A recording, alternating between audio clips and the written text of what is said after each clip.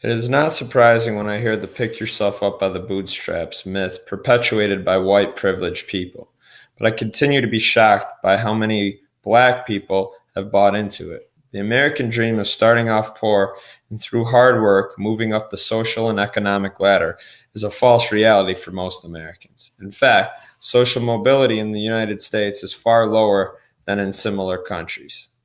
Yeah, many Americans hold on to the ideology of the American dream. They say, if only people would try harder, live healthier lifestyles, stop making excuses, and make better choices, they can also share in the American dream. This ideology also justifies mass incarceration. Most of us believe that if you get locked up, it is the result of poor decisions and the blame should solely rest on the criminal. If only people would make the right choices, they would not be arrested and jailed. The truth, however, is that we all make poor decisions. We all break the law at some point, but only some of us pay the consequences for breaking the law, and some of us receive much harsher consequences than others for similar crimes. We all do, at some level, have the ability to choose between right and wrong. However, we do not all have the same opportunities and resources. And the lack of opportunities and resources leads to hopelessness.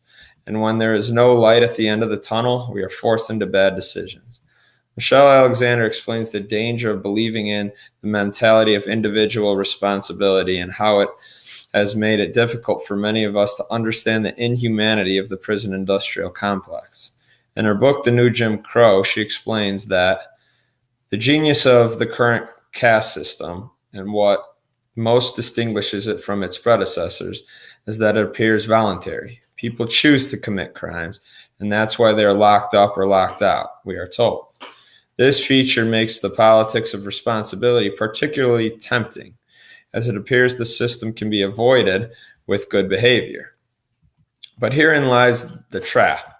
All people make mistakes. All of us are sinners. All of us are criminals.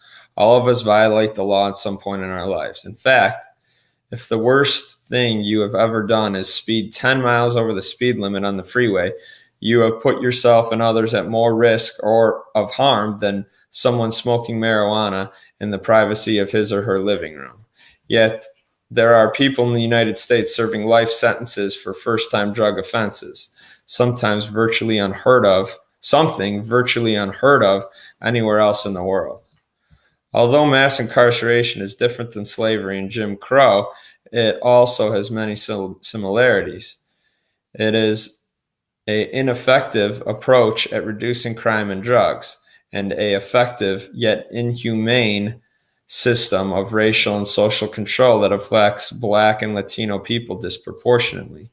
Many of us rationalize mass incarceration and other punitive crime fighting approaches as necessary and even tolerable, but we don't see that we are simply living in an era of yet another evolution of slavery. This should be particularly concerning for us as Attorney General Jeff Sessions is preparing to yet again ramp up the war on drugs and further criminalize and devastate already broken and vulnerable communities. We should know by now that not only does this approach not work, but it will continue to tear families and communities apart, making our society no less safe and most likely more dangerous. In the United States, we have a serious lack of compassion. We fail to see that we are all broken, as Brian Stevenson states, and that we are all in need of love and compassion. So we need to change the dialogue away from policies and laws that are punitive and destructive and invest in restorative practices. We need communities and institutions that treat our most damaged citizens as broken people that have the ability to change and be beneficial parts of our society. We should recognize the humanity in one another and work towards a society that focuses